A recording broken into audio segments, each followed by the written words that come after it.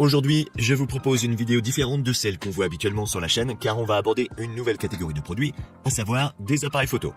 Plus précisément, on va parler des appareils photo hybrides, c'est-à-dire ceux qui peuvent être utilisés pour prendre à la fois des photos et des vidéos. Pour cette vidéo, j'ai choisi ce que je pense être les 4 meilleurs modèles d'appareils photo hybrides qu'on puisse trouver actuellement en milieu de gamme.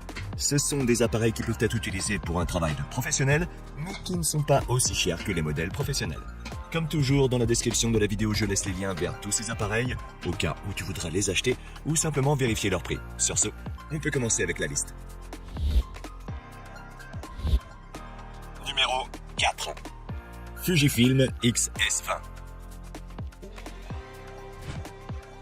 Le premier appareil dont on va parler est le petit nouveau de Fujifilm en termes d'appareil photo hybride, et c'est aussi le moins cher de cette liste.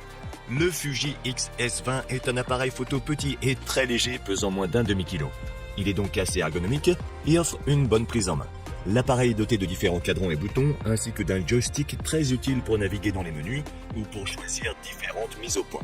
Situé au centre de l'appareil se trouve un viewfinder d'une résolution de 2,36 millions de pixels et à l'arrière se trouve un écran orientable d'une résolution de 1,84 millions de points.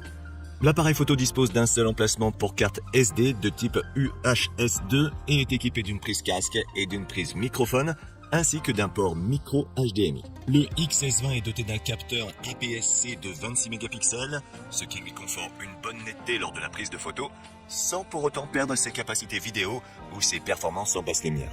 De plus, cet appareil peut utiliser un obturateur mécanique avec une vitesse d'obturation allant jusqu'à 8 images par seconde ou un obturateur électronique avec jusqu'à 30 images par seconde.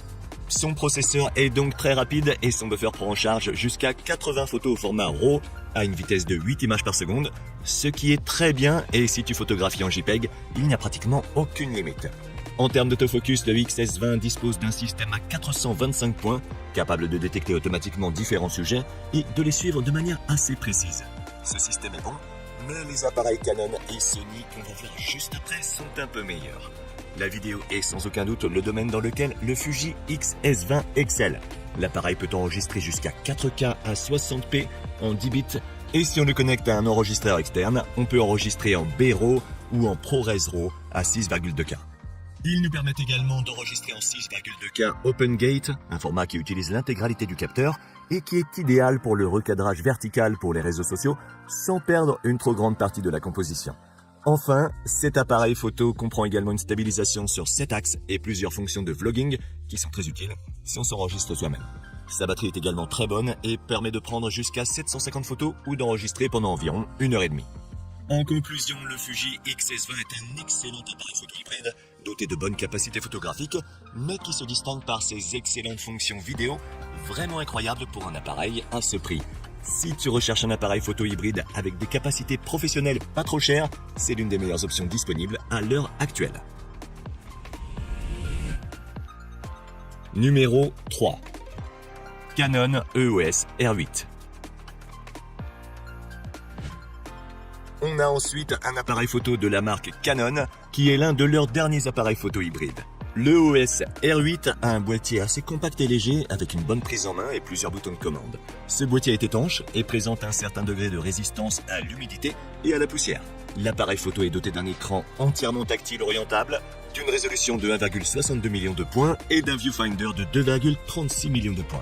Ces résolutions ne sont pas les meilleures qu'on puisse trouver, mais elles ne sont pas mauvaises non plus et sont correctes par rapport à ce qu'on peut attendre d'un appareil photo de milieu de gamme. Une seule carte SD de type UHS-2 est prise en charge. Le EOS R8 est doté d'un capteur full frame de 24,2 mégapixels qui est plus performant dans les situations de faible luminosité que les capteurs APS-C. Ce capteur est assez rapide et dispose d'un obturateur premier rideau électronique qui permet de prendre des photos à une vitesse de 6 images par seconde et d'un obturateur électronique qui permet de prendre jusqu'à 40 images par seconde. Son buffer est lui aussi plutôt bon, il peut traiter jusqu'à 51 photos en format RAW et jusqu'à 2 fois plus en format RAW compressé. L'appareil photo dispose également d'un système d'autofocus de plus de 1000 points avec suivi et détection du sujet qui fonctionne très bien et qui fait partie des meilleurs qu'on ait trouvé dans sa gamme de prix. Il manque juste un joystick pour changer la zone de mise au point, mais on peut quand même le faire à partir de l'écran tactile.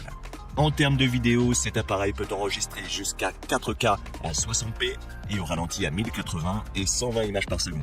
Le boîtier de la caméra est également équipé d'un microphone et d'une prise pour casque au cas où on voudrait contrôler l'audio, et il est également capable d'enregistrer en C-Log 3 avec des couleurs de 10 bits, ce qui est idéal pour ajuster les couleurs selon nos préférences en post-production.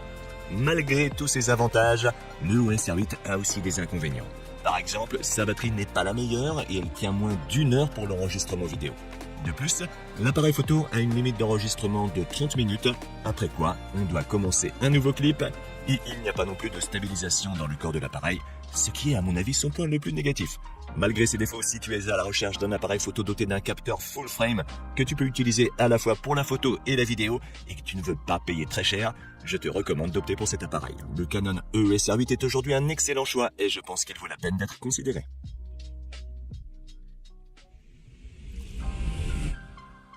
Numéro 2. Le Sony Alpha 6700. On passe maintenant de Canon à Sony avec le dernier modèle que la marque japonaise a sorti dans sa gamme d'appareils photo APS-C. La 6700 est un appareil photo très compact, pesant à peine un demi-kilo. Malgré sa petite taille, il est très ergonomique et facile à utiliser grâce à ses différents boutons et cadrans personnalisables. Son boîtier est étanche et présente un certain degré de résistance à l'humidité et à la poussière. L'appareil intègre un viseur électronique de 2,36 millions de points et un écran tactile orientable de 1,36 millions de points. Il dispose d'un seul emplacement pour carte SD de type UHS 2. Le Sony A6700 dispose d'un APS-C de 26 mégapixels, ce qui est assez similaire au Fuji X-S20 dont on a déjà parlé. Ce capteur a un temps de lecture très rapide et un obturateur mécanique et électronique.